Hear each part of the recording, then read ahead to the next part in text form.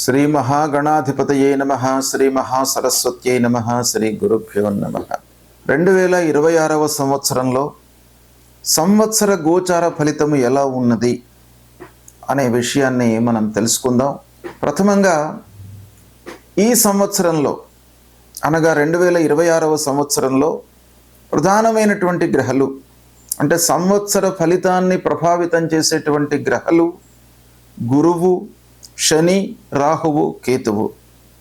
ఈ గ్రహాల యొక్క సంచారము స్థితి ఎలా ఉంది అనేటువంటి విషయాన్ని చూసినట్టయితే బృహస్పతి గురువు 5 డిసెంబర్ 2025 నుండి 1 జూన్ 2026 వరకు మిథున రాశిలో సంచరిస్తున్నాడు. ఇందులో 13 ఏప్రిల్ వరకు వక్ర మార్గంలో ప్రయాణం చేస్తూ 13 ఏప్రిల్ నుండి చివరి రోజులలో అంటే 13 ఏప్రిల్ నుండి 1 జూన్ 2026 వరకు రుజుమార్గంలో మిథున రాశిలో ప్రయాణం చేస్తున్నాడు. అంటే మొత్తం మీద ఈ సంవత్సరము 1 జూన్ 2026 వరకు మిథున రాశిలో గురు సంచారము ఉంది. తదనంతరం అంటే 1 జూన్ 2026 నుండి 31 అక్టోబర్ 2026 వరకు కర్కాటక రాశిలో ఉచ్చస్థానంలో సంచరిస్తున్నాడు. తదనంతరం సింహరాశిలోకి ప్రవేశిస్తున్నాడు. 31 అక్టోబర్ 2026 నుండి 24 జనవరి 2027 వరకు సింహరాశిలో సంచరిస్తున్నాడు. ఈ విధంగా గురువు యొక్క సంచారము ఈ 2026వ సంవత్సరంలో 3 రాశులలో సంచారము ఉంది. మిథునము, కర్కాటకము, సింహము. మిథునంలో కొంత భాగం వక్రరీత్యా ఉంది. అయినప్పటికీ రాశి మారట్లేదు గనక ఓవరాల్గా మిథున, కర్కాటక, సింహ రాశుల్లో గురువు యొక్క సంచారము ఉంది. అదేవిధంగా శనేశ్వరుడు ఎలా ఉన్నాడు ఈ సంవత్సరము అని చూసినట్టయితే 29 మార్చి 2025 నుండి 3 జూన్ 2027 వరకు శని మీనరాశిలో సంచరిస్తున్నాడు. అంటే ఈ సంవత్సరం మొత్తం కూడాను మీనరాశిలోనే ఉంటున్నాడు, మీనరాశిలోనే సంచారం చేస్తున్నాడు. ఇందులో 21 ఆగస్టు 2026 నుండి 10 డిసెంబర్ 2026 ఈ మధ్య కాలంలో వక్రత్వాన్ని పొంది ప్రయాణం చేస్తున్నాడు శనైశ్వరుడు. ఇక రాహువు కుంభరాశిలో సంచరిస్తున్నాడు. 18 మే 2025 నుండి 5 డిసెంబర్ 2026 వరకు కుంభరాశిలో సంచరిస్తున్నాడు. ఈ 2026 చివరి భాగంలో కుంభంలో నుండి మకర రాశిలోకి ప్రవేశిస్తున్నాడు. అంటే సంవత్సరం చివర్లో ఒక 20 రోజులు మట్టుకు కుంభరాశి నుండి మకర రాశిలోకి సంచరిస్తున్నాడు గనక మకర రాశిలో ప్రయాణం చేస్తున్నాడు అన్నమాట చివరి భాగంలో. అదేవిధంగా కేతువు 18 మే 2025 నుండి 5 డిసెంబర్ 2026 వరకు సింహరాశిలో సంచరిస్తున్నాడు. చివరి 20 రోజులు సింహరాశిలో నుండి కర్కాటక రాశిలోకి ప్రవేశించి ఆ 20 రోజులు సంవత్సరం చివరి భాగంలో 20 రోజులు కర్కాటక రాశిలో సంచరిస్తున్నాడు. ఈ విధంగా బృహస్పతి, శనీశ్వరుడు, రాహువు, కేతువుల యొక్క సంచారము ఈ 2026వ సంవత్సరంలో ఉంది.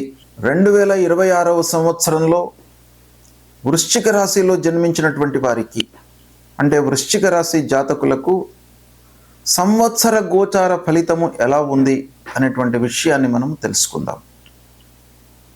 ఈ 2026వ సంవత్సరంలో ముఖ్యమైనటువంటి గ్రహాలు శని, గురువు, రాహువు, కేతువు. ఈ గ్రహాలు ఏ ఏ స్థానాలలో సంచరిస్తున్నాయి అనే విషయాన్ని మనం చూసినట్టయితే ప్రథమంగా గురువు అష్టమ, నవమ, దశమ స్థానాలలో సంచరిస్తున్నాడు. అష్టమ స్థానం ప్రతికూలం, నవమ స్థానం అనుకూలం, దశమ స్థానము ప్రతికూలం గోచార రీత్యా. అయితే ఈ అష్టమ స్థానంలో 1 జూన్ 2026 వరకు ప్రారంభం నుంచి ఉంటున్నాడు. ఈ అష్టమ స్థానంలో సంచరిస్తున్నప్పుడు కొన్ని ఇబ్బందులు తప్పవు. అంటే అష్టమ స్థానము దుస్థానం, కష్టాలను మనను క్రియేట్ చేస్తాడు, అంటే కష్టాలను కల్పిస్తాడు. కష్టాల మూలకంగా మనిషి జీవితంలో కొన్ని విషయాలను తెలుసుకుంటాడు. అది ఒక రకంగా చాలా మంచిదే. మనిషి నిరంతరము సుఖం లోపలనే ఉన్నట్టయితే ఏమాత్రం కష్టం వచ్చినా కూడాను దాన్ని తట్టుకోలేడు. కాబట్టి అష్టమ స్థానంలో గురువు ఉన్నప్పుడు సహజమైనటువంటి కష్టాలు, ఆలస్యము, పనిభారం పెరగడము, ఉద్యోగస్తులకు ప్రయాణాలలో ఆటంకాలు, మనము ఎంత ఆలోచించి ప్రారంభించినప్పటికీ ఏదో రకమైనటువంటి ఆటంకాల మూలకంగా మనకు ఆ పని పూర్తి కాకపోవడము, మధ్యలో నిలిచిపోవడము, తద్వారా ఆర్థిక సమస్యలను మనము ఎదుర్కోవడము, ఇలాంటివన్నీ కూడాను అష్టమ స్థానంలో సంచరిస్తున్నప్పుడు ఇస్తాడు. అయితే ఈ అష్టమ స్థానములో సంచారము 1 జూన్ వరకు ఉంది ప్రారంభం నుండి. 1 జూన్ తర్వాత భాగ్యస్థానంలోకి ప్రవేశిస్తున్నాడు. భాగ్యస్థానంలో చాలా అనుకూలమైనటువంటి ఫలితాలు వస్తాయి. వృశ్చిక రాశి జాతకులకు గురువు ధనాధిపతి, పంచమాధిపతి కూడాను. కాబట్టి ధనాధిపతి, పంచమాధిపతి అయినటువంటి ఆ బృహస్పతి గురువు భాగ్యస్థానంలోకి రావడము అనేటువంటిది చాలా యోగదాయకమైనటువంటి కాంబినేషన్. అలాంటి గురువు మీకు 1 జూన్ నుండి 31 అక్టోబర్ వరకు ఉంటున్నాడు. అంటే ఈ మధ్య కాలంలో చాలా విషయాలలో మీకు మంచి జరుగుతుంది. అదృష్టం కలిసి వస్తుంది. పిల్లల విషయంలో మీకు మంచి జరుగుతుంది. వారి యొక్క హయ్యర్ ఎడ్యుకేషన్ కొరకై కావలసినటువంటి ఏర్పాట్లన్నీ కూడాను మీరు చేసుకుంటారు. దానికి అనుకూలమైనటువంటి వాతావరణం ఉంటుంది. చదువు పూర్తయి ఉద్యోగం వేటల్లో ఉన్నటువంటి వారికి కూడాను శుభ సమయము. కొత్త ఉద్యోగంలో చేరుతారు. ఆదాయము ప్రారంభమవుతుంది. స్థిరాస్తులు, చరాస్తులు, వాహనము, భూమి కొనుగోలు చేసేటువంటి అవకాశాలు ఉన్నాయి. సాహిత్యవేత్తలకు, సంగీత కళాకారులకు చాలా సుసమయము, కొత్త అవకాశాలు వస్తాయి. అన్ని రంగాలలో ఉన్నటువంటి వాళ్ళకు కూడాను 1 జూన్ నుంచి 31 అక్టోబర్ ఈ మధ్యకాలము చాలా అనుకూలమైనటువంటి సమయంగా మనం పరిగణించవచ్చు. గురువు యొక్క అనుకూలత బాగా ఉంది. ఇక దాని తర్వాత 31 అక్టోబర్ నుంచి 24 జనవరి 2027 వరకు సింహరాశిలో సంచరిస్తున్నాడు బృహస్పతి. అంటే దశమ స్థానం అవుతుంది. పంచమాధిపతి దశమంలోకి రావడం కూడాను చాలా యోగదాయకమైనటువంటి కాంబినేషన్. గోచార రీత్యా దశమ ప్రతికూలమే అయినప్పటికీ ఆ గురువు యొక్క ఆధిపత్య రీత్యా మీకు కొంత మంచి జరిగే అవకాశాలు ఉన్నాయి. కాబట్టి ఈ దశమంలో సంచరిస్తున్నప్పుడు కొంత పనిభారం పెరుగుతుంది, కానీ వృత్తిపరంగా మీరు మంచి పేరు ప్రఖ్యాతులు సంపాదించేటువంటి అవకాశాలు ఉన్నాయి.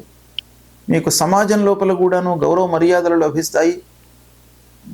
ఆఫీసులో మీ పనితనాన్ని హైయప్స్ గుర్తించేటువంటి అవకాశాలు బాగా ఉన్నాయి. తద్వారా మీకు ఇంక్రిమెంట్ పొందుతారు. ఒక సుఖమయమైనటువంటి జీవితాన్ని గడిపే అవకాశాలు బాగా ఉన్నాయి. ఓవరాల్గా మనం చూసినట్టయితే ప్రారంభంలో కొంత అష్టమ స్థానంలో గురువు ఉన్నాడు ఈ సంవత్సరం వృశ్చిక రాశి వారికి. తదనంతరము భాగ్య దశమ స్థానాలు అనుకూలంగానే ఉంటాయి. అంటే 1 జూన్ నుండి సంవత్సరం అంతం కూడాను అనుకూలంగా ఉంది గురువు యొక్క సంచారము. ఇక పంచమ స్థానంలో శనేశ్వరుడు. పంచమ స్థానంలో శని గోచార రీత్యా ప్రతికూలం. అయితే చతుర్థాధిపతి పంచమంలో ఉన్నాడు. ఈ కాంబినేషన్ మూలకంగా కొన్ని మంచి జరిగే అవకాశాలు ఉంటాయి. గోచార రీత్యా మనకు ప్రతికూలము. తద్వారా మీరు తీసుకోవాల్సినటువంటి జాగ్రత్తలు ఏంటంటే చదువు విషయం లోపల కొంత జాగ్రత్తలు తీసుకోండి. మీరు స్వయంగా చదువుకున్నప్పుడు కానివ్వండి, లేదా మీ పిల్లల విషయంలో చదువు నిమిత్తమై మీరు చేస్తున్నటువంటి ప్రయత్నాల లోపల కానివ్వండి, కొన్ని జాగ్రత్తలు తీసుకోండి. ముఖ్యంగా పిల్లల యొక్క డెవలప్మెంట్స్ విషయంలో కొంత జాగ్రత్తలు తీసుకోండి. వాళ్లను ఒక మంచి సంస్థలలో చేర్పించేటప్పుడు కానివ్వండి, విదేశీ ప్రయాణానికి పంపించే సమయంలో కానివ్వండి, వేరే ఏదైనా కూడాను పిల్లల విషయంలో మీరు చేసేటువంటి కార్యక్రమాల లోపల మట్టుకు జాగ్రత్త వహించండి. కొంత జాగ్రత్త తీసుకున్నట్టయితే ఆ శని మూలకంగా కొన్ని ఇబ్బందులు ఒక పక్కన ఉన్నప్పటికీ మీకు అనుకున్న ఫలితాలు కలిగే అవకాశాలు ఉన్నాయి. ఇక రాహువు ఈ సంవత్సరము అర్ధాష్టమ స్థానంలో సంచరిస్తున్నాడు. వృశ్చిక రాశి వారికి 4వ స్థానంలో సంచరిస్తున్నాడు రాహువు. రాహువు 4వ స్థానము అనంటే ప్రతికూలమైనటువంటి స్థానం. మనకు సౌఖ్యాన్ని, ఆనందాన్ని, సంతోషాన్ని ఇచ్చేటువంటి స్థానం చతుర్థ స్థానం. అలాంటి స్థానంలో రాహువు ఉండడం మూలకంగా కొన్ని ఇబ్బందులు తప్పవు. అంటే ఇంటి వాతావరణం కొంత కలుషితమవుతుంది. కలుషితం అంటే అనవసరమైనటువంటి విషయాలను చర్చించడం మూలకంగా అందరి మధ్యన, కుటుంబ సభ్యులందరి మధ్యన కొంత గ్యాప్ ఏర్పడేటువంటి అవకాశాలు మెండుగా కనబడుతున్నాయి. కాబట్టి అలాంటిది రాకుండా మీరు చూసుకోవడం చాలా మంచిది. ఇకపోతే ఈ రాహువు మూలకంగా మీరు వాహనముల కొనుగోలు విషయం లోపల కొంత ఆలస్యం అవుతుంది, కొన్ని ఇబ్బందులు ఉంటాయి.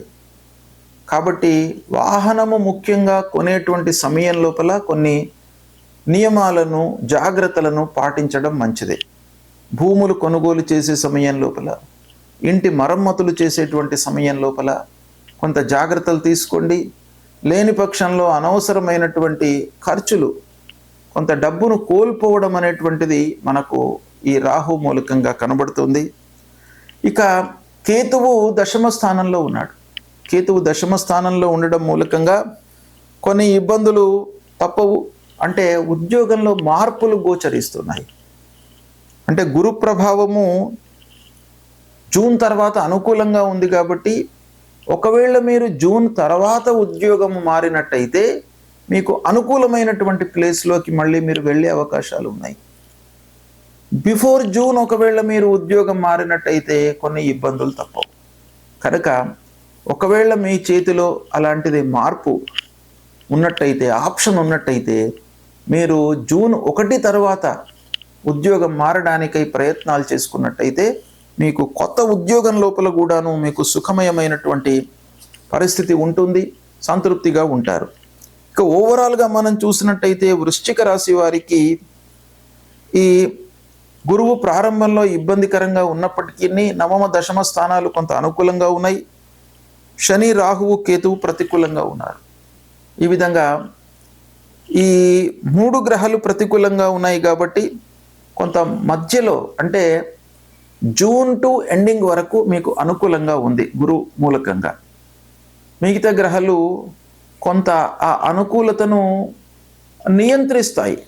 కానీ గురు ప్రభావం ఎక్కువ ఉంటుంది కాబట్టి మీకు సంవత్సరం లోపల జూన్ నుండి కొంత మీకు మంచి జరిగే అవకాశాలు ఉన్నాయి. ఈ విధంగా ఓవరాల్గా చూసుకున్నట్టయితే వృశ్చిక రాశి వారికి ఒక 50% అనుకూలమైనటువంటి ఫలితాలు కలిగే అవకాశాలు బాగా కనబడుతున్నాయి. దీన్ని సద్వినియోగపరచుకోండి. ఇక వృశ్చిక రాశి జాతకులకు ఈ 2026వ సంవత్సరంలో ఏ గ్రహాలు ప్రతికూలంగా ఉన్నాయి అని అంటే, ప్రథమంలో అష్టమ స్థానంలో శని, అష్టమ స్థానంలో బృహస్పతి సంచరిస్తున్నాడు. కనుక బృహస్పతి ప్రతికూలంగా ఉన్నాడు. ఆ గురువు నిమిత్తమై మూలమంత్రాన్ని పఠించండి, దత్తాత్రేయ స్వామిని కొలవండి, దక్షిణామూర్తి స్తోత్ర పారాయణాన్ని చేయండి,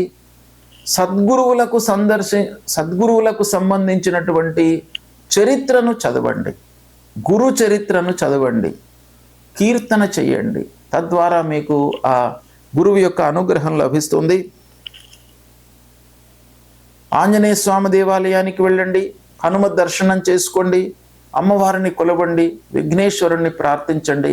ఇలా చేయడం మూలకంగా మీకు ఈ వృశ్చిక రాశి వారికి ఈ సంవత్సరంలో ఓవరాల్గా మనకు ఏవైతే గ్రహాలు ప్రతికూలంగా ఉన్నాయో వాటికి సంబంధించినటువంటి దుష్ప్రభావము కలగకుండా భగవంతుడు మీకు అనుగ్రహాన్ని కలిగిస్తాడు. దీన్ని ఆచరించండి, సత్ఫలితాలను పొందుతారు. శుభం.